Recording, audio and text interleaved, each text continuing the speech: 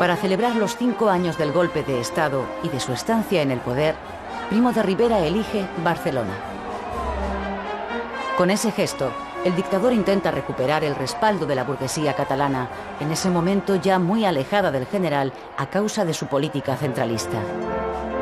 La decisión de suprimir la Mancomunidad de Cataluña y el decreto por el que se prohíbe el uso del catalán en los actos oficiales han provocado a esas alturas que el nacionalismo moderado se haya visto ya desbancado por otro más radical, cuyo líder es Francesc Macià.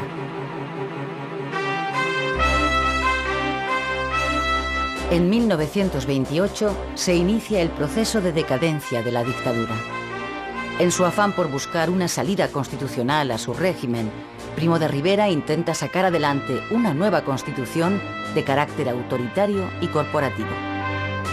Pero ese intento de institucionalizar la dictadura encuentra muy mala acogida por parte, entre otros, de los socialistas, que comienzan a distanciarse del régimen.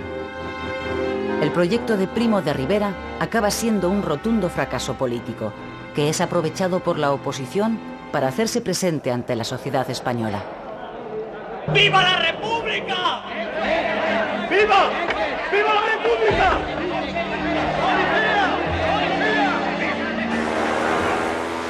En 1929 se celebran en España 2 grandes acontecimientos que son utilizados por la dictadura como escaparate de la modernización del país. La Exposición Iberoamericana, que se celebra en Sevilla, y la Exposición Universal de Barcelona. El éxito indiscutible de ambas exposiciones no consigue, sin embargo, disimular una evidencia: el hecho de que la dictadura empieza a resquebrajarse. La oposición de los partidos políticos a la dictadura fue poco contundente, más bien dijéramos que de aceptación. Los partidos de turno, el conservador y el liberal, a pesar de haber sido desplazados del poder, pusieron poca resistencia y tomaron una actitud de espera. Consideraron que la dictadura era algo inevitable por lo mal que habían gestionado el régimen. De hecho, algunos colaboraron con él y mantuvieron sus cacicatos. Aquellos que fueron más críticos se limitaron a gestos. Primo de Rivera ni los tomó en consideración. Cuando digo gestos me refiero a reuniones donde hacían chascarrillos contra el dictador, o celebraciones de banquetes con discursos políticos, o simplemente prescindieron de los contactos que tuvieran con el rey Alfonso XIII. En cuanto a los republicanos, siguieron divididos, aunque esta vez un poquito menos. En 1926 crearon Alianza Republicana, el sector de los republicanos más moderados. Esta coalición estaría liderada por Alejandro Lerroux. En su manifiesto fundacional incluía la convocatoria de unas cortes constituyentes que legalizarían el Estado republicano en España, un presupuesto equilibrado, el reparto territorial de impuestos que fuera más justo y equilibrado, la construcción de escuelas para disminuir las tasas de analfabetización que había en España y, por último, la legalización de todos los partidos políticos y sindicatos obreros. Esta alianza republicana se escindiría debido a las sospechas que había de que Alejandro Lerroux estaba intentando pactar con Primo de Rivera. En cuanto a los republicanos más radicales, tomaron como modelos la revolución tanto mexicana como bolchevique. Los catalanistas tuvieron también, depende de la tendencia, diferentes posturas. La dictadura admitía las actividades culturales y el uso de la lengua del catalán en ámbitos no oficiales. Entonces se hicieron muchas asociaciones de música, de danza, de arte, que realmente fueron tapaderas para realizar actividades políticas. De hecho, en 1924 un grupo de intelectuales firmó un manifiesto a favor de la lengua y cultura catalana y en 1927 llegaron a realizar una exposición en Madrid del libro en catalán. En cuanto a los movimientos más radicales, estuvieron protagonizados por Francesc Macià y su Estat català. En mayo de 1925, el grupo terrorista Bandera Negra, formado por catalanistas radicales dirigido por Jaume Comte, intentaron un atentado contra Alfonso XIII cuando éste viajaba en el tren. La idea era que cuando pasara por el túnel del Garraf atentaran contra el rey. Comte fue detenido y condenado a muerte. Posteriormente se le conmutaría con una cadena perpetua y sería indultado en el año 1931. En cuanto a Macià, hizo un viaje en octubre de 1925 junto al secretario general del Partido Comunista de España para pedir ayuda a Stalin. Fue bien recibido en Moscú, pero se le negó todo tipo de ayuda. Al año siguiente, en noviembre de 1926, Macià con sus escamots, el Ejército Nacional Voluntario Catalán, intentó la invasión de Cataluña desde Francia y solicitó la ayuda de los nacionalistas vascos para que abrieran un segundo foco en el interior de España. Macià no logró reunir a mucha gente, contó con la ayuda de exsoldados de la Primera Guerra Mundial y miembros de la Legión Garibaldiana que estaban en Francia intentando reunir y organizar una sublevación para derrocar a Mussolini. Pero el gobierno francés lo paró todo, detuvo a Macià y le condenó a 2 meses de cárcel. Una vez libre, Macià fue a Hispanoamérica con el objetivo de buscar dinero y apoyos políticos para una sublevación en Cataluña. De hecho, en La Habana redactó en 1928 una constitución provisional de la República Catalana. En cuanto al ejército, su situación era la siguiente. La mayoría de los oficiales no dieron el consentimiento al golpe de estado de Primo de Rivera y además se encontraban divididos en 2 grandes grupos, los africanistas y los peninsulares. Lo que tenían en común ambos grupos era acabar con el terrorismo anarquista y con el separatismo catalán, pero le diferenciaban 2 temas. La guerra de Marruecos, para los africanistas el objetivo era acabar con el del Crim, mientras que para los peninsulares optaban por la retirada de Marruecos. Y el otro punto discordante era el tema de los ascensos. Los africanistas optaban por méritos, mientras que los peninsulares por antigüedad. Primo de Rivera no contentó a ninguno de los 2 sectores. Al principio se apoyó en los peninsulares de rango medio e inferior al que les otorgó los cargos de delegados que ya hemos visto en otros temas. Pero estos mismos se le volverán en su contra tras ser cesados en sus cargos por el Directorio Civil, algunas veces por exceso de celo en su trabajo y otras por enfrentamientos con cacicatos afines al régimen. También Primo de Rivera tuvo enfrentamiento con los generales más veteranos, que estaban bastante vinculados a los políticos de la etapa anterior. Sobre todo esos enfrentamientos vinieron cuando se percataron de la intencionalidad de Primo de Rivera de perpetuar la dictadura, cuando fueron excluidos del directorio, cuando se abolió el consejo que asesoraba al gobierno en temas de defensa, o cuando se empezaron a bloquear ascensos a gente considerada demasiado liberal o no simpatizantes con el régimen. Tras la victoria de Marruecos, Primo de Rivera dio un giro y se apoyó en los africanistas, a los que recompensó con ascensos por méritos. Y estableció y realizó una reforma militar muy de acorde con los principios de los africanistas.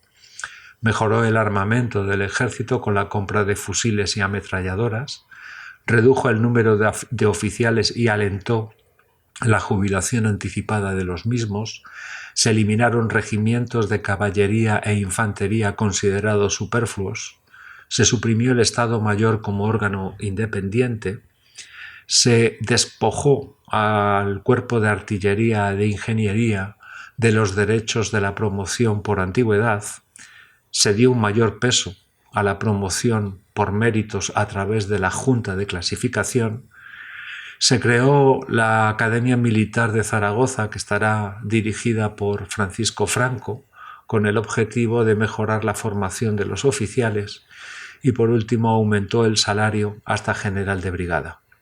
En cuanto al servicio militar, esta reforma redujo el servicio de 3 a 2 años y también modificó la cuota, adaptándola a los ingresos familiares, y el servicio que harían los soldados de cuota sería de 9 meses. Sin embargo, el servicio militar no mejoró ni en calidad ni en las condiciones de vida de los soldados. Estos seguían viviendo en unos cuarteles con unas condiciones pésimas.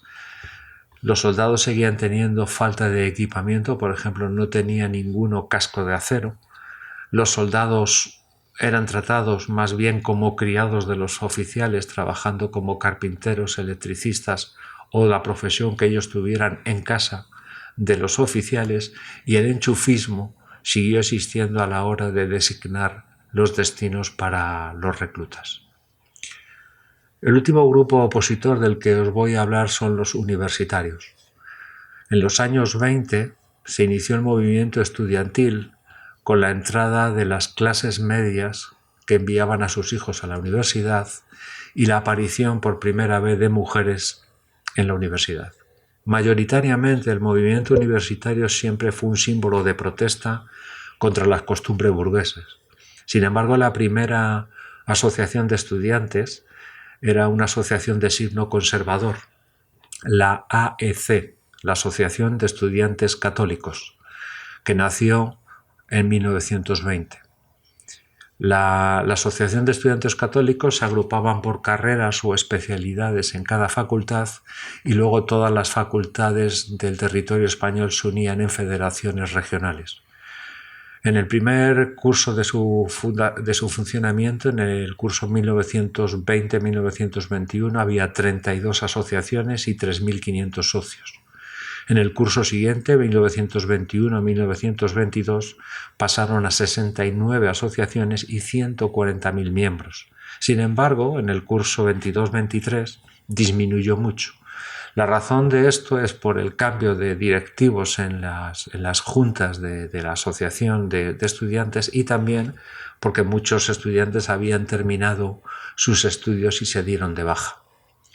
Estaban organizados en una junta, un consejo de gobierno formado por profesores y personas relevantes, y un consiliario, que era un capellán, que lo que hacía este señor cuidaba de que todas las actividades que hicieran los estudiantes siempre no excedieran de los límites de la moral o de la doctrina cristiana. En 1924 se fundó la ULE, Unión Liberal de Estudiantes, a la cual se relaciona con dos catedráticos, Jiménez de Asúa y Miguel de Unamuno. Era de signo anticonservador y realizó sus protestas más importantes entre los años 1925 y 1926, siempre dirigidas contra la ley de la reforma de enseñanza del señor Callejo. Su acto más importante ocurrió el 15 de mayo de 1925, cuando los estudiantes de la Escuela de Ingenieros Agrónomos no asistieron al acto de clausura como señal de protestas al serles denegada la petición de presentar sus reivindicaciones. La excusa fue que la presentaron fuera de plazo y no siguiendo el reglamento. Primo de Rivera expulsó al líder de la Unión Liberal de Estudiantes, al señor Antonio Esbert, tanto de la escuela, y lo confinó en Cuenca. 3 años después nace la tercera asociación de universitarios y la más importante, que es la FUE, la Federación Universitaria Escolar, fundada por Antonio Esbert y otros compañeros de la Universidad de Madrid. Esta asociación era de signo liberal y socialista, y sus reivindicaciones o su programa más importantes era la reforma de los estudios y el acceso a la universidad de las clases bajas. Protagonizaron 2 huelgas importantes, una en 1928 y otra en 1929. La de marzo de 1928 tuvo como origen la protesta contra el expediente que se levantó contra el catedrático Jiménez de Asúa por una conferencia que dio en la Universidad de Murcia sobre el control de natalidad. Pero más importante fue la de marzo de 1929, que fue una protesta contra el artículo 53 de la ley universitaria, en la que permitía a las universidades católicas con más de 20 años de existencia realizar exámenes y conceder titulaciones iguales que las que se concedían en las universidades públicas.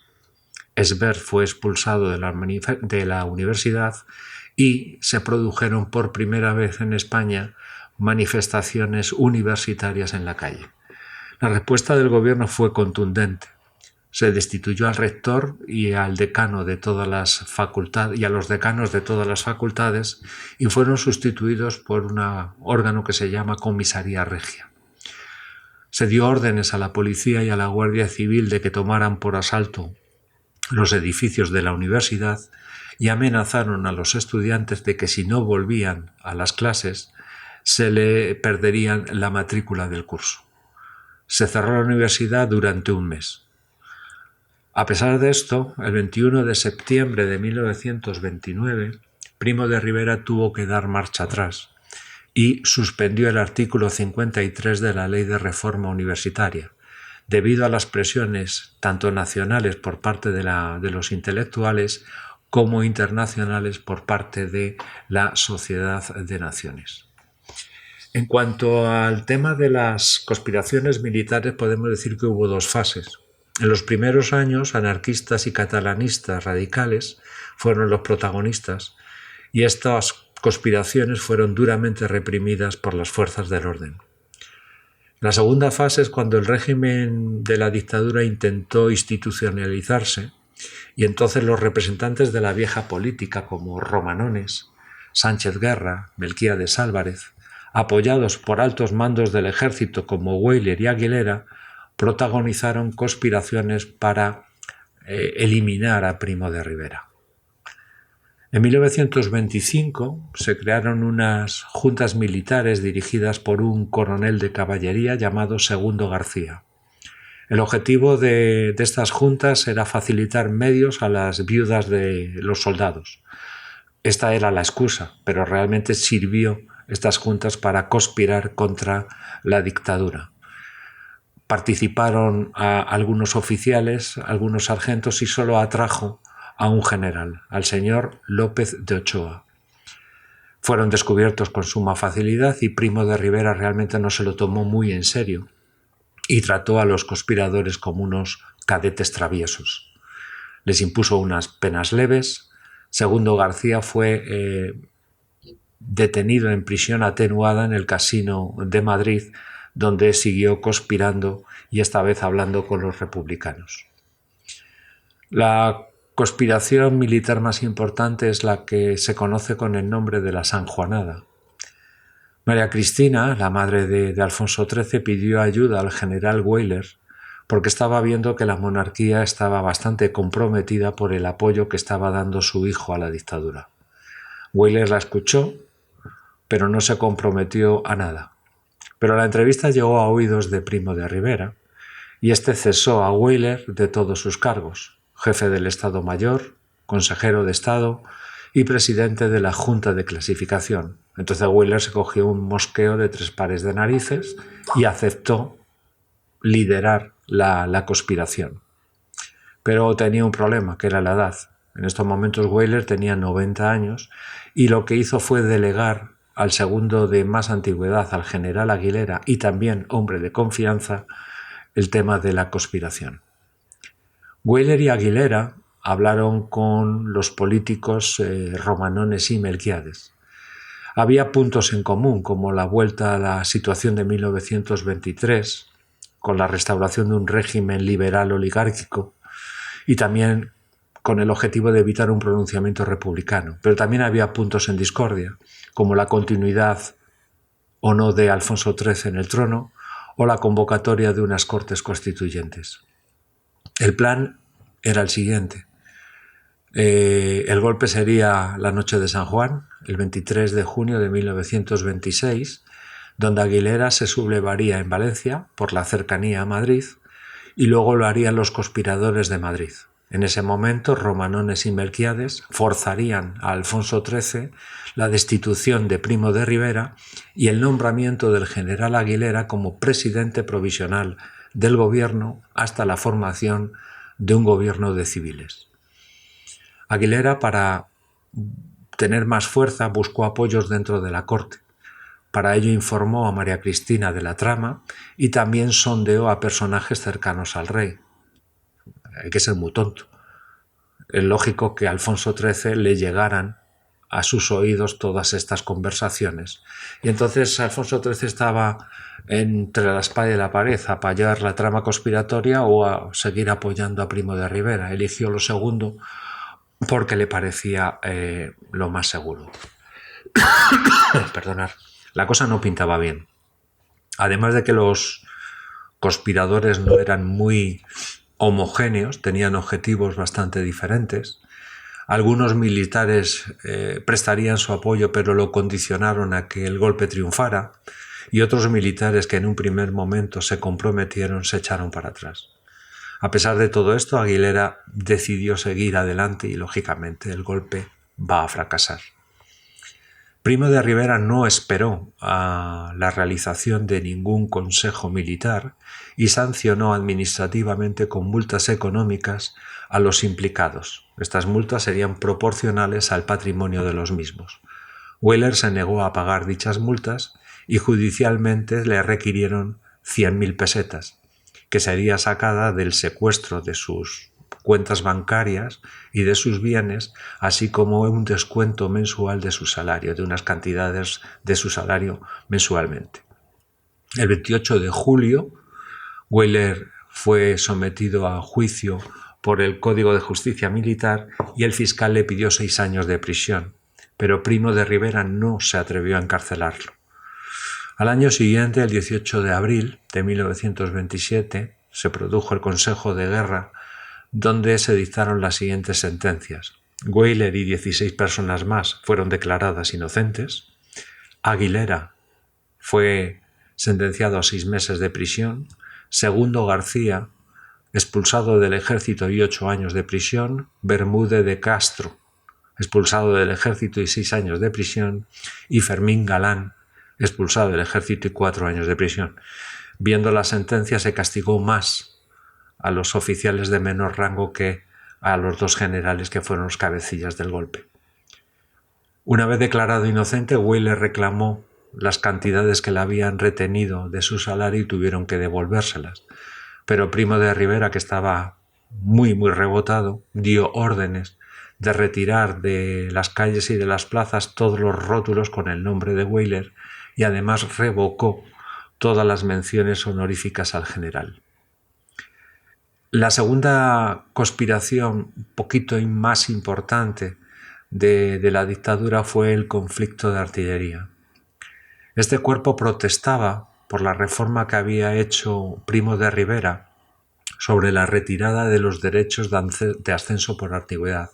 Entonces, los artilleros se acuartelaron y el gobierno declaró el estado de guerra y suspendió a todos los oficiales. El rey trató de mediar entre el cuerpo de artillería y Primo de Rivera, pero éste le dijo: como te pongas de su lado, dimito. El rey cedió. Las medidas que tomó Primo de Rivera contra el cuerpo de artillería fue el encarcelamiento de 63 oficiales, la supresión de 6 regimientos, la obligación de la jubilación a muchos oficiales, así como la aceptación de las nuevas formas de ascenso. Desde ese momento, todos los jóvenes artilleros los vamos a ver implicados en todo tipo de conspiración, ya sea monárquica o republicana.